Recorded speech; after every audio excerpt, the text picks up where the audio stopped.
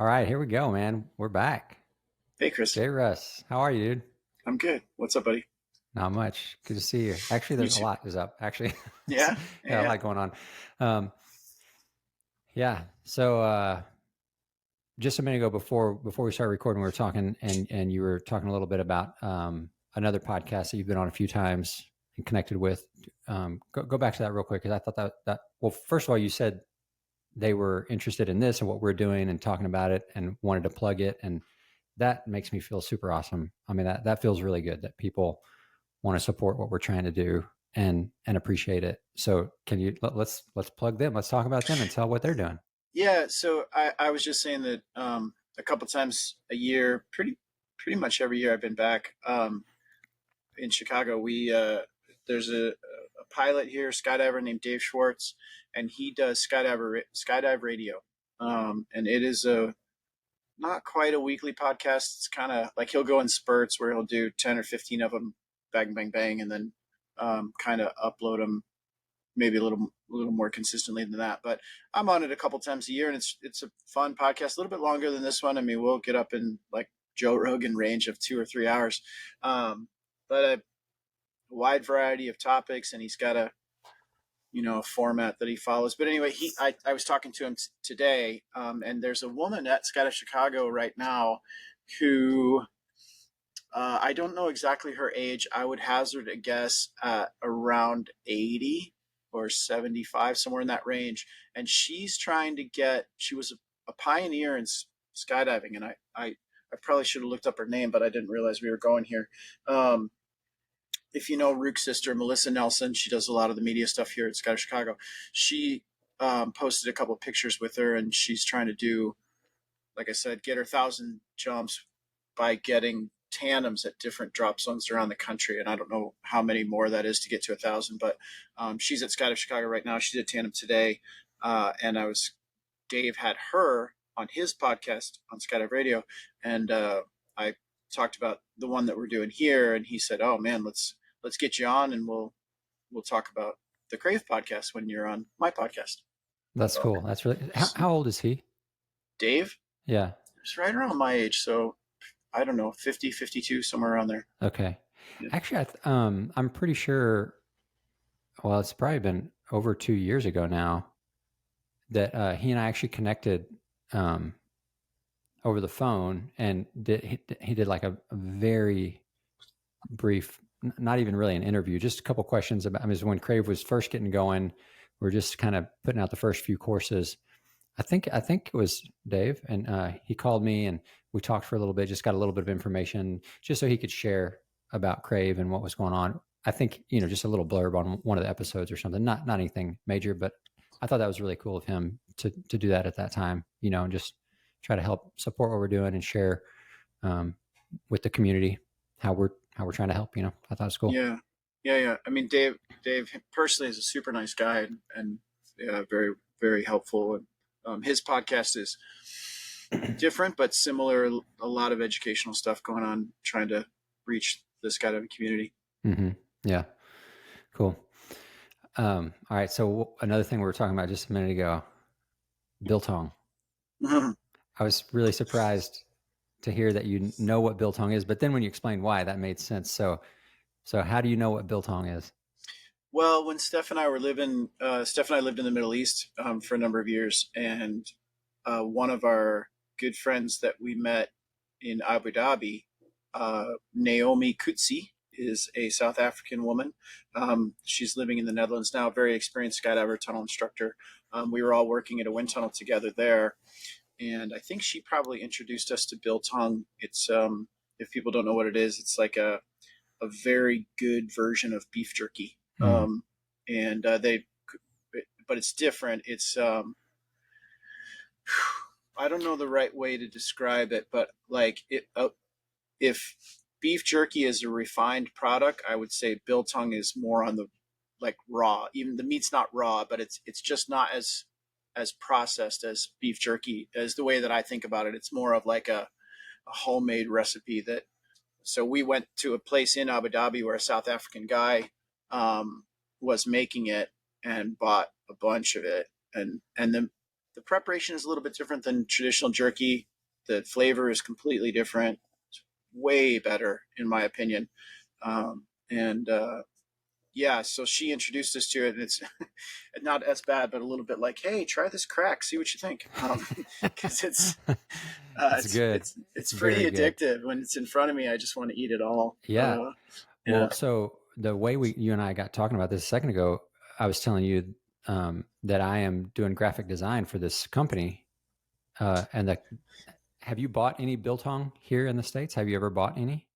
Or Yeah. have you always gotten it from, like at the store? I mean, have you always gotten it Uh, from there is individuals? actually, I think at Walmart now there's little packets that you can buy of biltong, and it's a good substitute for like an actual biltong shop, because the flavor is pretty good and they have different varieties. But I Steph found a place that's kind of on the way to O'Hare if you go the back way, from where we are. That there's a South African guy there who's making it in his shop, and we're gonna be regular visitors to that shop.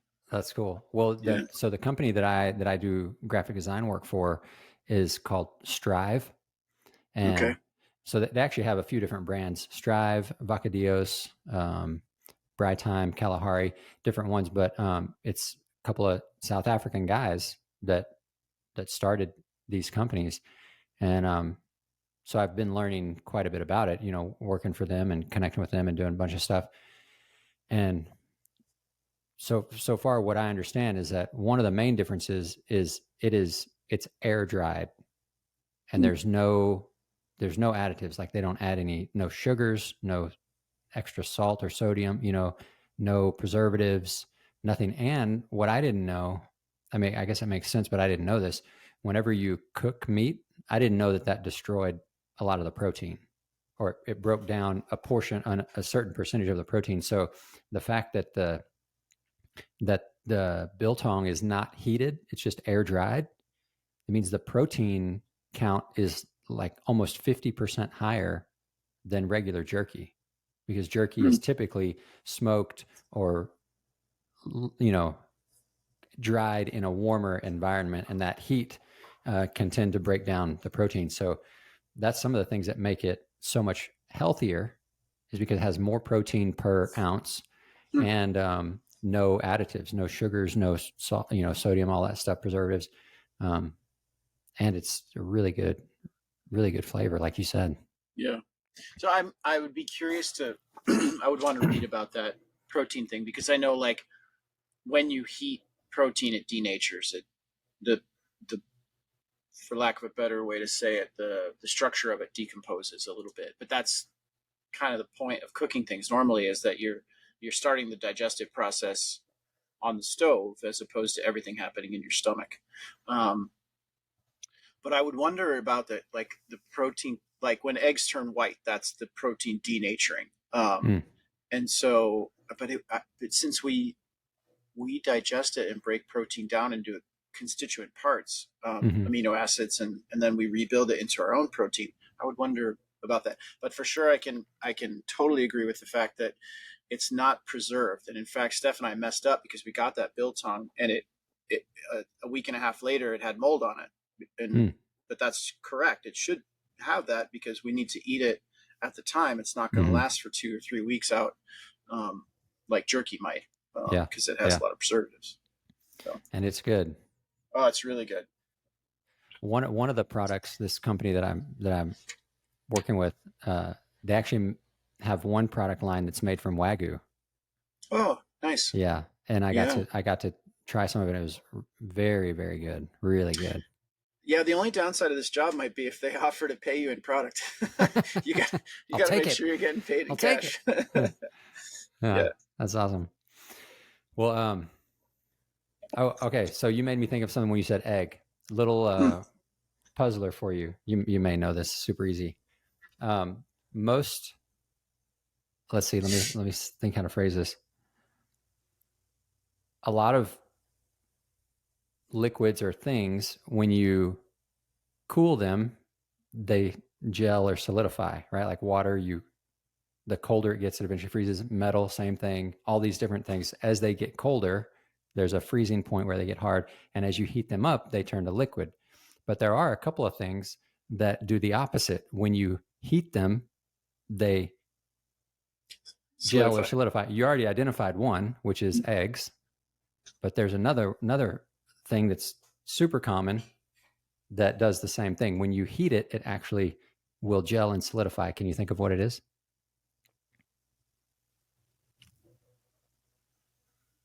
It's not something we eat. I mean, not on purpose. Some cultures do, but you have a lot of it. Blood. Yep, that's it. Very good. Okay. Nice. Nice work. Yeah. You got it, man. Okay. So this is not your typical skydiving podcast, man. Talking about biltong and blood. But as long as you brought it up, do you know that do you know why does water float? Why does ice float on water? Do you know? Yeah. Well, yeah, because as it crystallizes, the molecules actually space out the crystal structure, so they're getting further apart. So it's just getting less dense. Less dense. Yeah. Is that right? That's exactly right. But that is a fact that's actually very fundamental to life. And if you think about if frozen water sank instead of floating, that would mean that ponds or rivers or lakes or the oceans would freeze from the bottom up. And there are some life forms that can live that way, but not very many. And so the fact that life forms like fish in rivers and streams and ponds could live through the winter because the ice went to the surface allowed life to continue when it was in a pretty fragile state way back when. So we're all here because of that. Probably that's pretty crazy. Simple fact. Yeah. That's wild. Which gets us into the idea of an anthropogenic universe. Am I saying that right? The idea that like there's an idea out there, and this is way away from skydiving, but in the quantum physical world, there are so many variables that are so finely tuned to allow for life that to some people it looks like a simulation or a creator or whatever your word is for somebody set this all into motion. And I mean, this could be a whole different line of a podcast if we want, but what's the Planck number? It's just this crazy small number, or the value of gravity, or like if any of these things were even like the smallest amount different than they are, the universe would have contracted. Atoms couldn't have formed from subatomic particles. Like there's this crazy set of facts about our universe that are so specifically tuned to allow for us to be here. Yeah. It's interesting. That's a whole other awesome podcast though. Okay. Oh, that's cool. I mean, well, you and I we've talked a tiny bit about this when we were together in Florida. I don't think we really got into it much, but I mean, I'm a Christian. I definitely believe in a creator, in God. I think that for me, there's a lot of evidence. There's a lot of things that point to a designer, that things are, I mean, just beauty for one thing, love, like, oh my goodness, so amazing. Like my wife, the fact that she loves me and cares for me and continues to choose to love me is just to me, that's a testimony. I mean, the fact that human beings I think love is a choice. We choose to love people. That's why we make a promise. I think a promise is something that it is a choice. Like you can't say, I promise I'll always love bacon more than ham. Well, like I'll always like it more than, well, no, like that's not, you can't promise a feeling that you can't control. You promise a choice. And so when you promise to love someone until you die, to me, that says, okay, well, then you're recognizing that love is a choice because you promised to do it. And that's the fact that we can do. Sorry, I'm getting way off. All right. Sorry. Never mind. I'll stop. That's okay. And I have two thoughts to follow up, and then we can move on. But one, I'm not a Christian, and I hope that's okay. But interestingly to me, and this has been a funny thought experiment, I have no problem with the idea of a creator. Like we're in a sim and someone created the sim. and that's so very similar to an Abrahamic God in a way, but I'm okay with Sim, but I'm not okay with the Abrahamic God for a number of reasons. But then, just to follow up on what you said, do you know the astronomer and physicist Carl Sagan? Mm-hmm. You know that name? Yeah. So he's one of my favorites, and I grew up watching his show about the cosmos. And there's a point in his book where he died. I believe he had cancer, and he knows he's going to die. And someone was talking to him about the afterlife, and did he want to convert on his deathbed? And he wrote this, or his wife wrote it post-mortem, and or posthumously, I guess. And the person said, "Do you love your wife?" And he said, "For sure I do." Oh no, sorry. The person said, "You should. Can't we get you to believe in an afterlife?" And he said, I don't want to believe. I want to know. I want it to be provable." And the guy said, "Do you love your wife?" And he said, "Yeah." And the guy said, "Prove it." Hmm. Which, to anybody who's had that emotion, it's far removed from an analytical world. So, okay, that's maybe that's our deviation for today. Yeah. I mean, there is an argument that he did prove it. He did prove his love over the however many years they were married together. You know? Like that is how you. I see the point. I don't mean to. Dismiss it. I'm just saying that I think that's a powerful thing, is that you prove your love through action. Yes. And through choice. I think. I mean, is that fair? No, I agree. I mean, the words don't typically mean a lot, and action is what counts. Yeah. Cool. Okay. Thanks, man. That was interesting. All right. So you had some good ideas about stuff to chat about this week. Yeah, actually, we did have, we've been talking about, hoping that we could offer some coaching and instruction and tips to listeners and viewers. And we got to have Monica on last week. I thought that was really cool. That was enjoyable. I think it was a real benefit. Had a couple of comments like on the YouTube or Spotify podcast. I mean, on that platform, people just saying they had watched it, saw the videos, like heard the discussion, and really, really felt like they benefited from it, enjoyed it. We're thankful that we were doing that kind of thing. So I'm hopeful that we can continue to do that. And we have a link set up on the Crave website where you can go and upload videos to us, and we'll get those videos. So far, we've only had one person take advantage of it, which is fine, and that's awesome. So I have that video. I couldn't figure out how to connect with that person. They didn't put their email or contact info in the file name, so I don't have a way to connect with them and have them on tonight. But what I thought would be cool is we should go ahead and pull it up, watch it. We can talk about it. I've watched it already. There's not anything like, oh my gosh, the screw up or a malfunction. It's not anything bad like that. I think he just wanted some feedback on his angle flying. He's leading a jump, and to me it looked really smooth, went really great. So let me see if I can pull it up. All right.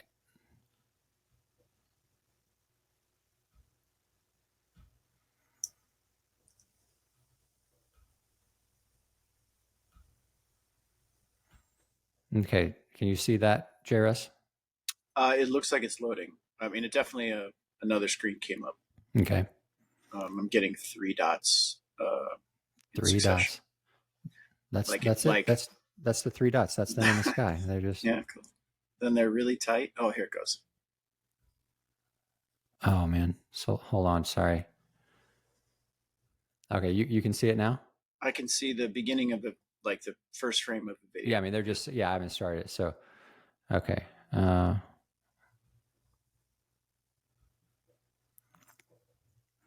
Is it playing smoothly? Nope. No? Oh man. Yeah, so this may be the issue for us. This is kind of what happened with Monica and her video.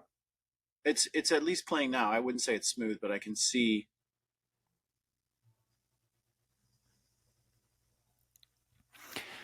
So yeah, it's basically just one guy that we see in frame. There's a few other people coming in and out of frame. It's an angle jump. And how well can you see it, JRuss? Now it's playing reasonably smoothly. Okay. Yeah.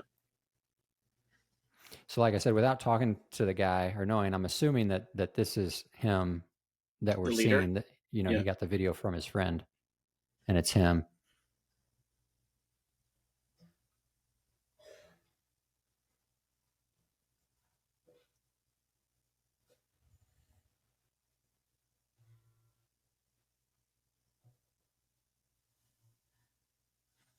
Yeah. So I Okay. don't know how well could you see that? I mean, a good chunk of it. The beginning was a little bit rough, but I got a lot of it. Yeah. Yeah. So I don't know. You want me to go, or you want to say some thoughts? I'll go at the risk of saying something dumb. That's me too. Nah, I mean, overall, it was. I thought he did a good job. It was a very smooth jump. From what I could see, he seemed to be flying kind of relatively mild. It didn't seem too steep. He was a little bit wide. His legs and arms were a little bit wide, so he looks like he's kind of flying in breaks a little bit, which I kind of think that might be okay, actually, depending on who's with him and what skill level all the other flyers are. You can see the other flyers some of them kind of coming in and out, having a hard time staying tight and close. So maybe he was just trying to keep it really mild and easy and simple, so that everybody could stay closer together. It didn't look like he did. Maybe there was a slow turn as they were going, but from my from my opinion, I think he did a pretty good job. From what I could see. Yeah, I mean, I would agree with a bunch of that stuff. I think that he's obviously not flying for a ton of speed. He's not making a bunch of changes, which is good considering the only two other. I mean, you can kind of see the hands of the video flyer coming into the camera, but you don't really see him. Then the two people that are there are not there very consistently, and so I would say that if he was making any changes, that he probably doesn't want to make those changes on the next jump, and that he wouldn't really want to make any until those two people are flying in the correct slot and are able to stay with that very basic skydive. Yeah. And then I think probably I don't know what the plan was for breakoff, but I didn't see him. Like, normally my breakoffs are very conspicuous, like a bunch of big waves to let everybody know that it's time to go. And then he did speed up, but his individual trek off was pretty short. And I didn't see him wave before he pulled, which those kinds of things, especially if the people that are on the jump are a little bit newer, which they might have been based on their skill set, that those would be good things to add probably for the next one. Yeah, he did. At the time of breakoff, I don't know if he did give a little bit of an indication, like, hey, it's time to break off. It wasn't very big, but it was. And obviously, I'm watching from the ground, just seeing video of him. I'm not flying next to him, so it might have been a little bit small, not as obvious as it could be. And I think another thing he did well, because I was watching, it's playing very smooth for me. I can see every frame. He does a good job of, he's looking back and forth. He's trying to keep his eye on the other flyers, and you can see him multiple times looking at the ground, checking his heading. He's paying attention to where he's going. He's trying to pay attention and keep track of the other flyers on the jump. So that's what made me think, he is trying to fly a nice, mild, smooth line, so that everybody can stay with him as good as possible. Yeah, that looked like a good introductory angle jump. Yeah. Cool, man. Well, we'll keep doing these, and maybe figure out a better way to get the video smoother and to play back better or something. Yeah. It'll be interesting, because it has to come from you to me over the airways. So maybe there's we both have to download it beforehand. I don't know. Yeah. Or maybe I can put it up on YouTube and we play it from there or something. I don't know. Yeah. Both of us can click the link. We'll figure it out. Yeah. You're a smart guy. Well, so cool. Another thing I want to talk about was gear. Okay. I mean, I have a couple questions. One thing in particular is altimeters. it seems to me that most people nowadays, at least a significant number of people, jump with a visual and an audible altimeter. I'm assuming you jump with both. What do you use? Well, I'm probably gonna get myself in a tiny bit of trouble here, but I'm gonna be honest about the way that I normally do this. If I'm organizing or coaching or big ways or whatever, not team training, then I have two audibles and a visual. Okay. I don't wear my visual when we team train. I'm not wearing anything on my arms, and that's because over the years, everybody that has been on the team with me has kind of gotten to the point where that visual that's on your arm is an impediment to our jump, and like sometimes we dock on each other, and there's a block turning, and so the individual pieces are working together, and if you make a mistake and grab onto somebody's altimeter instead of their forearm, there's a very good chance you're going to lose that grip. You're going to rip the altimeter off. Like there's force between us when we're turning those pieces. And so a long time ago, probably while you're still in Dubai, I stopped wearing a visual for any team stuff. And I've gotten into trouble a couple of times, not like trouble with the SNTA or whatever, but trouble in the sense that a younger jumper will ask me, "Hey, you're not wearing a visual," and as a person generally that likes to try and set a good example for young jumpers, that requires a little bit of explanation, which might be a little bit more than I can do in the plane. And I have to say something like, "Hey, I'll talk to you when I get to the ground," and sort of give you my reasons. But you're right, I'm not wearing one, obviously. Steph moved hers. She had a pocket sewn in kind of high on her arm. So when she's under canopy, she can still see it. She can look over and glance at it, but it's kind of out of the way for taking grips. But I'm pretty sure that everybody, maybe our camera flyer Nicole wears one, because obviously nobody's gripping her. At least we hope not. But I think everybody else on the team took theirs off for the exact same reason. But it's just not setting the best example. But however, having said that, all of us have two audibles, which I think is, if you're going to wear an audible and you're going to rely on it, which a lot of people do, as you're getting into group skydiving or something where you're going to focus more on, like, than when you got out on AFF and you're just like, okay, altitude. You don't want to do that your whole skydive, and you're relying on that thing. Then you need a second one, because batteries can die. The thing itself can mess up. You can forget to turn it on. I mean, there's all kinds of things that can happen. It can get tricked out a little bit when you change orientations. Your audible, as it passes through your own burble, can be off by hundreds of feet. And so all of us have two of them. And so the chances of year one audible going dead, batteries, okay, I could see that. The chances of both of them on the same skydive, I would put close to zero. And for me and my team, the chances of 8 audibles being out of commission on the same skydive is so far beyond something I could accept as a reality that I'm not worried about not having a visual.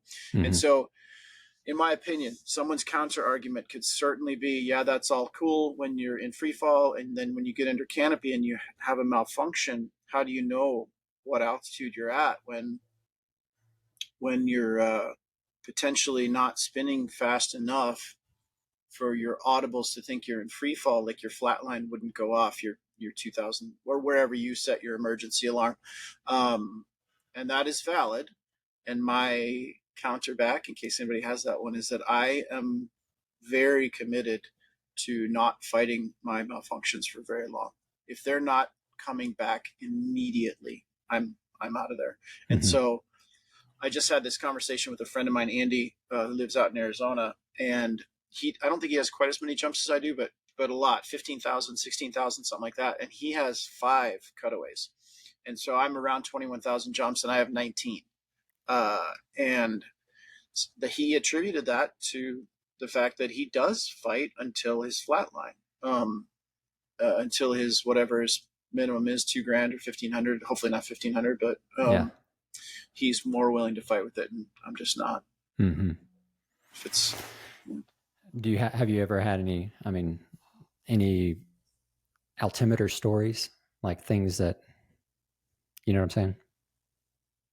Where I wished that I had one, something like that. No, no, not necessarily. Just a something, skydiving Oh, related well, event or something that had to do with a I mean, altimeter. just because you said it, when I was a new jumper, well, new, I had about 1,000 jumps. So I went and got coaching from Amy Shimalecki, which Hmm. she probably doesn't remember. It was just like I was in Arizona, and I don't remember who I had asked if they could.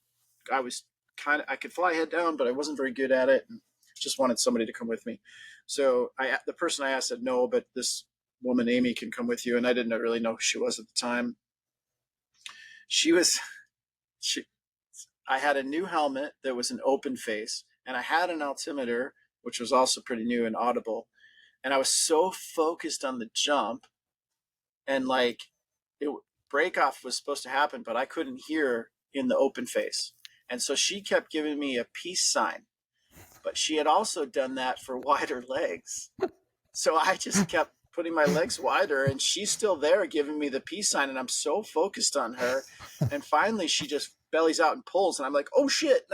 I did the same, basically, bellied out and pulled, and I settled in at like 1,200 feet or Oh something, wow! Oh really wow, low. And man! so we came down, and she's like, "What the fuck, man? I was telling you to Yeah. get out of there." And I'm like, "But you were doing that for wide legs. Like I couldn't hear my audible. I'm sorry."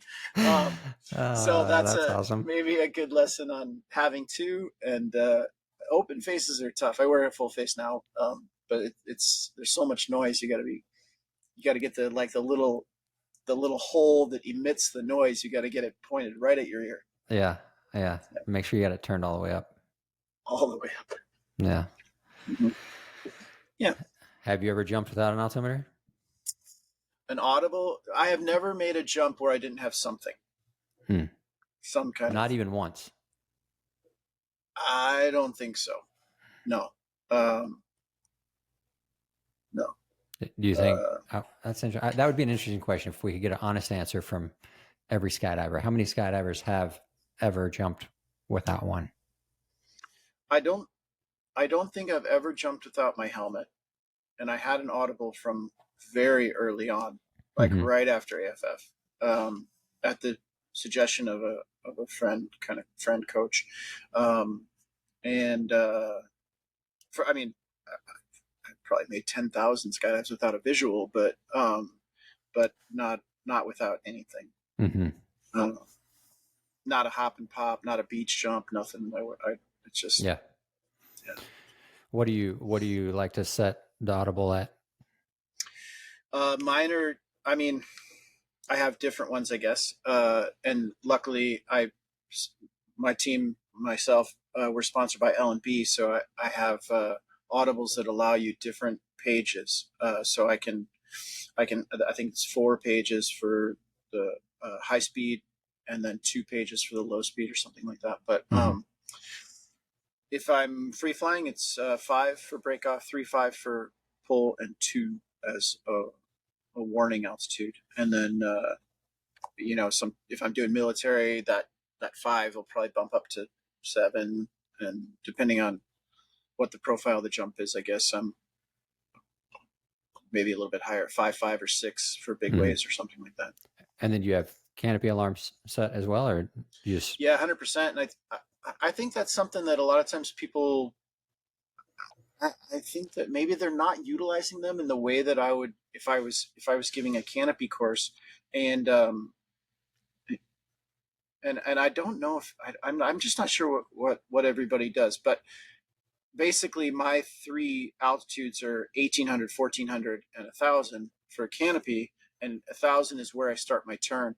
Um, but the thing that I'm not sure if people use it the same way is that at 1,800 feet, I'm it beeps. I look down at the ground, and where am I right now? And then at 1,400 feet, I look down at the ground. Where am I right now? And I'm making those same turns that everybody makes, like a downwind, crosswind, and I start my turn to final. But in that in that association with the beep and the point over the ground, I'm establishing at 1,800 that's first base, and at 1,400 that's second base, and at 1,000 that's third base. And I want to be able to, by the couple jumps in, I want to put my canopy down in maybe a space that's 4 feet by 4 feet, because I've refined those points to land exactly where I want. And if I overshot, or I don't know, I just didn't do what I wanted on the first one, then I have just spent a little bit of time thinking about where I need to adjust my pattern. Where does first base need to be on the next one? And so by the second or third jump, I'm putting it in front of the doors to walk in through the hangar to go on my back-to-back, which is, maybe I'm working hard so I can be lazy on the walk back in. But I don't know if everybody thinks about it that way. But if they have an audible, it has the Canopy beeps, then I would definitely encourage people to use them that way and try and refine their accuracy. No, I think that's helpful. And I think it's probably maybe not likely, but definitely possible that a lot of people aren't. And sometimes just those very simple things, unless somebody ever told you to do it that way, you may not have ever thought, like, are you saying you look straight down to see exactly what point is directly below you? Yeah, I mean, see, I'm 2,000 feet up, and I'm doing the best I can. But yeah. I mean, because I have mine set at, I mean, I don't do any kind of, high performance landing or swooping or anything. I'm just doing, a little bit of a 90 and getting a little speed and coming in. So mine are set at 900, 600, 300. Sure. And when it goes off at 900, I pay attention to where I'm at, but I've never thought, hey, what if I look directly down and take a very clear mental picture of where am I at each one of those bases? I've never done that. Not specifically in that way. And when I hear you say it, I was like, oh yeah, that makes sense. It's super simple. Why? Okay. Yeah, I'll try that. And then you can make a very clear adjustment on the next one. Right. Isn't that what you're saying? Yeah, 100%. When I was competing for Canopy stuff, it was a long time ago, the sport itself wasn't quite as refined as it is right now. But if you go talk to Kurt Bartholomew before the meet, you're going to see him out in the area walking his bases. He's going to go where he thinks first base is. He's going to go stand there and walk and physically walk it on the ground and walk the pattern that he thinks he's going to run, so that when he goes up, he can mimic that on the first jump, the first practice jump, and hopefully in that one practice jump that they get, is that were my bases right? But he's done it so many times that if they weren't, he can do a quick refinement and, okay, I'm hitting the gates. So that little tidbit from competitive swoopers could be easily translated to everybody. Yeah, that's very helpful, because I'm trying to pay attention to where I'm at, but if you're looking at an angle over at the hangar or the landing area or the P pit or whatever, and it's not directly below you, you're not looking straight down. It's easy to think you're in the same spot as you were last time when you're really right. You're 200 feet off in a different direction, And when you think about it in terms of that refinement process, if you haven't been doing that, how are you accurate? I mean, you just kind of roll the dice and I hope for the best, but I mean, if you're thinking about it in terms of first base, second base, third base, then it's just an analytical process that you get better at with each jump. And you're saying this, of course, is like the conditions are staying the same throughout the day, right? I mean, for the most part, which they never do, but you got to do the best that you can with what you're presented. But I guess there are days at Sky of Chicago where the wind changes dramatically, and from one jump, it could be a 180 from the last one, as far as the landing pattern. But hopefully, everybody also is in tune with that sort of L-shaped pattern that you get in AFF or AFP or whatever your program was. My pattern is the same. It's that same L shape. My distance above the ground is considerably different, and obviously the turn I'm doing to final is different. But the pattern is just the way that you would tell an AFF student, like, okay, we're landing to the north, but if we start landing to the east, you just take that whole pattern and shift it over, and where you take your setup point to the new setup point, and the pattern is the exact same. Yeah. So what do you think is maybe not the best advice, but newer jumpers who are finished? I mean, that's a good piece right there, what you just said, but for landing more accurately, what do you have things that you usually tell people, newer jumpers that are fresh off a license, and how can we help people be better under Canopy? Well, I Just mean, more what we accurate. just talked about would for sure help. Mm-hmm. I think that whenever anyone that young, I mean, it doesn't happen a ton, to be honest, because I only do AFF here at Skydive of Chicago when they're really overbooked and we're not team training. When I work with military groups, that's almost all I do is AFF. But if someone that young were to ask me in the civilian world, I would say 100% like, hey, you finished with AFF and you want to be better at Canopy, sign up for a Canopy course right now. And then sign up for another one the following year. And I'm myself not running out and getting Canopy courses every year, but when I was newer, I did take 3 Canopy courses 3 years in a row from Jay Maletsky, who a lot of people don't even remember, but he was on the PD Factory team and a kind of a pioneer in the swooping that you see today. He was one of the people that kind of got it going. And so I think that a couple of years ago, I wrote an article for Parachutist about wins. And in that discussion about wins, I talked about the need for people to get Canopy coaching and regular Canopy coaching. And we're so focused on the free fall part. And a lot of times people just take the Canopy ride as like, yeah, whatever. I need to get back to the ground so I can pack and then go free fly again or belly fly or whatever.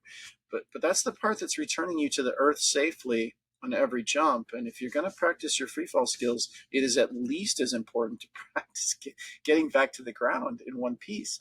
And it isn't, when you consider, oh, should I sign up? This course is arbitrarily $75 a day or something. Is it worth it? I mean, maybe we've got 60 acres of a landing area here at Skydive Chicago. There's a lot of good places to land, but man, when you get a bad spot or you had a gnarly cutaway and you've got to put your canopy downwind in somebody's backyard that's fenced in, you can only go one direction, and on your right is a fence and on your left is a tree. I can tell you that Canopy course, whatever you paid by the day, is worth it. And they're gonna work on off-field landings. They're gonna work on long spot recovery, short spot recovery, downwind landings, crosswind landings. You're gonna get all of this stuff that is good to know when you're in trouble. When you're just landing in the main landing area and it's a 5 mile an hour headwind from the north, who cares? Like, yes, every AFF student can do that. But so that would be my first bit of advice is get a qualified, competent Canopy course for new jumpers. And I think that once you do it, especially like if you take somebody that's got 800 jumps and they're, okay, I'm a good Canopy pilot, and they go through Kurt and Jeannie's course, or a Flight One course, or Greg Windmiller's course, or Brian Germain's, they are going to wonder after the course, how did I land 800 times? I didn't know any of that stuff. Yeah. And then the next year you're going to go back. You could take the exact same course the next year, and you have learned so much in the next year, and you'd be like, oh man, I forgot that thing. God, how did I forget that? That's vital to my landings. Or you can take the step up course or whatever. But somebody, say Kurt and Jeannie, I like to talk about their course because they've been friends a long time. Not that the rest of the guys aren't, but I see Kurt and Jeannie all the time. Those guys can take you from graduating from AFF to standing on the podium, and they can coach you every step of the way, and you're going to get valuable information at literally every moment. So I feel super strongly that not enough people are taking courses to learn how to fly a canopy.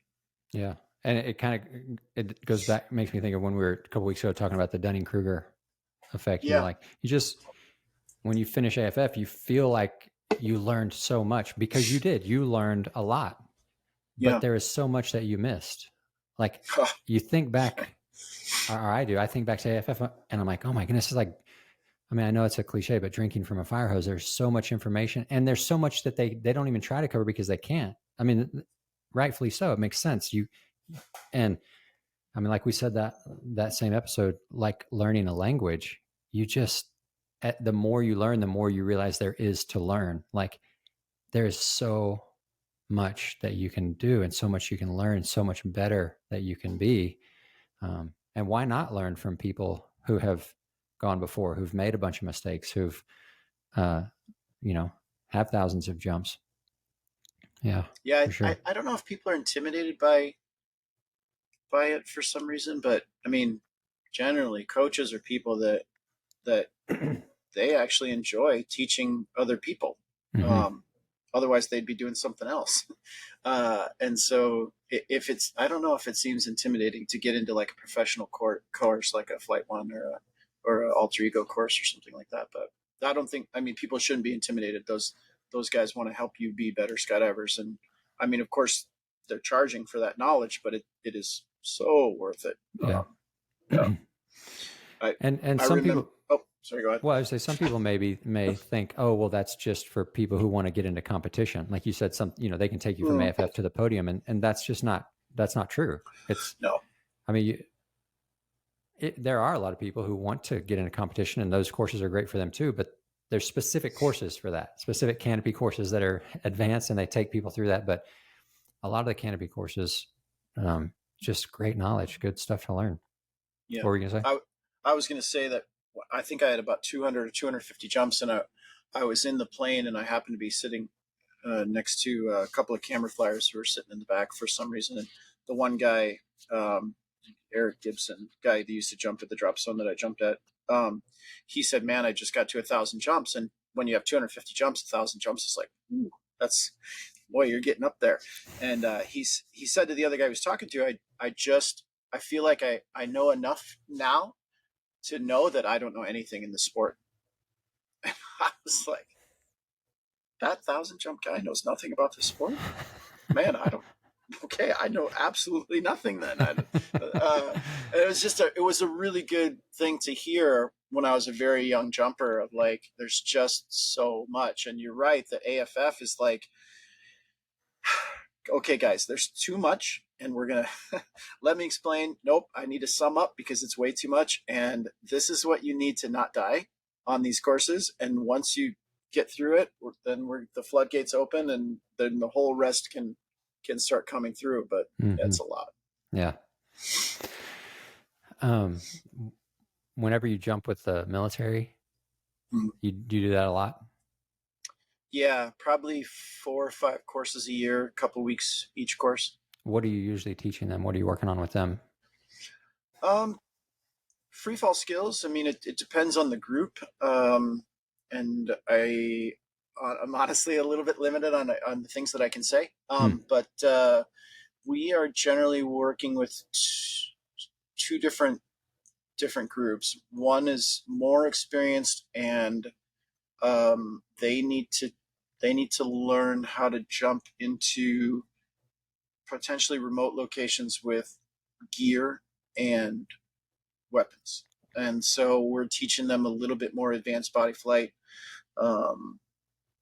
And I probably should stop there. And then there's another group of what I would call more support staff, and those people generally are just like an AFF course, just 0 jumps, and they're gonna get a couple weeks with a one-on-one instructor, someone at or near my level of skydiving, which, if you can imagine these courses of 50 or 60 people, and everyone has someone like me.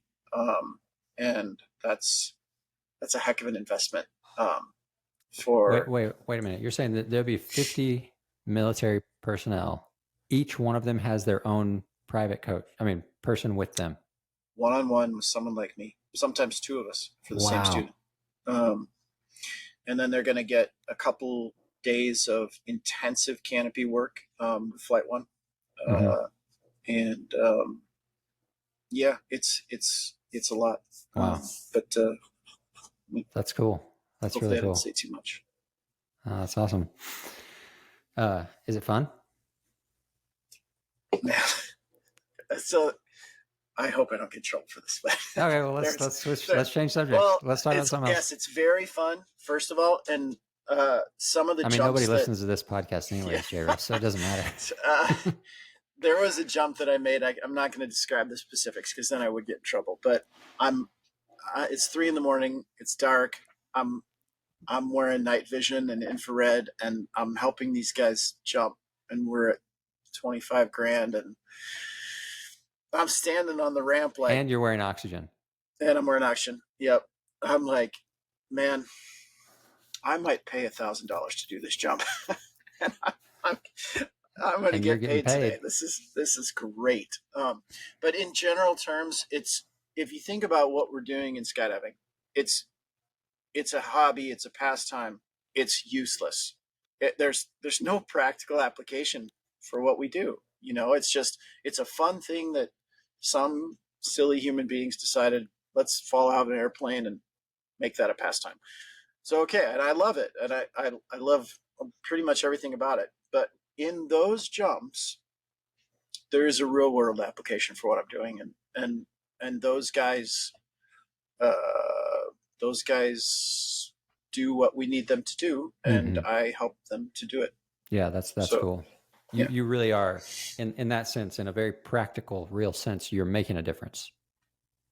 That's pretty cool. Ancillary, really cool. But I'm adjacent to someone who is the doer of deeds, but I'm helping them get there. Well, that's what I'm saying. You're yeah, absolutely. I would argue there is a practical. What did you say for us, for civilians, for fun jumpers? There's no what? What did you say? There's just no practical application for what we do. It's useless. I would say there is. We fall out of planes. I would say the practical application is that it's cathartic and therapeutic. Okay. On my level, on my personal level, there's so few things that I've found that I'm in that moment, and I'm only in that moment, and that's a great feeling. So yeah, I agree with it. As it pertains to my life, there's application there. Yeah. Mm-hmm. For sure. I've said that so many times with so many people. Like, when you let go of the plane, like for me, I'm not going to say every single jump, but that is one of my favorite parts, is leaving the plane. There's just something about that for me that is so enjoyable. And then, like you said, if I've had a fight with my wife, or I'm stressed about something, or got a problem, issue, whatever, doesn't matter. All that disappears, you know? Yeah. Like you said, you're just right there with those people, focused, smiling, having fun for that 45, I feel like if 50, I was 60 seconds. Yeah. I mean, whatever that time is. I think if we were surfers, it'd be very similar. Like, you catch that wave, and for that, whatever, again, a very short period of time, less than a minute, you're in that moment, and that's it. The whole rest of the world is gone. I think that's worth something. Oh yeah. Yeah, it absolutely is. Very cool. Did you have any other questions about altimeters or equipment? You mentioned equipment. We just did altimeters. No, I mean, I didn't have any specific questions. What's no, I mean, not really, unless you have something on your mind, something you're thinking about. Well, before we started recording, you said something about like the most important thing, but I don't know if that's a whole separate discussion, but I don't know. I mean, other than the rig, I don't know if there's a most important part of the skydive. But there's definitely things that I'm jumping with every single time: helmet, audibles, a rig, obviously. And I'm not a big barefoot guy, so I always have shoes on. But then after that, I don't necessarily have to be wearing a suit. I just admitted that I don't always wear an altimeter. I usually have sunglasses. But I don't know how I would categorize, other than the rig, what one is more important than the other. I think that there are some essentials too. I jump with my phone. I don't think everybody does that, and I think they should. Yeah, I don't, because it's fallen out of my pocket 2 times. But I guess, I mean, that's my fault for not having a zippered pocket, you know? So if you're interested, there's a couple people at Skydive Chicago who have had the rigger make a belly band, which generally is a good idea, I think. I mean, there's nothing harmful about it. And they'll put so basically their belly band looks like a fanny pack.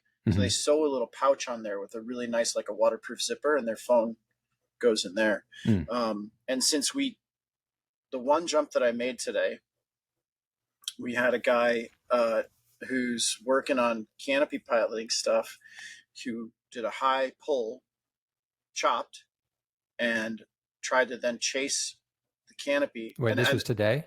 today, like an hour Okay. ago, 2 hours ago. Okay. And so the caravan that we were about to jump out of spent, I don't know, 5 or 6 minutes just circling, looking for him because he had landed off. We weren't sure where he was, weren't sure where the canopy was.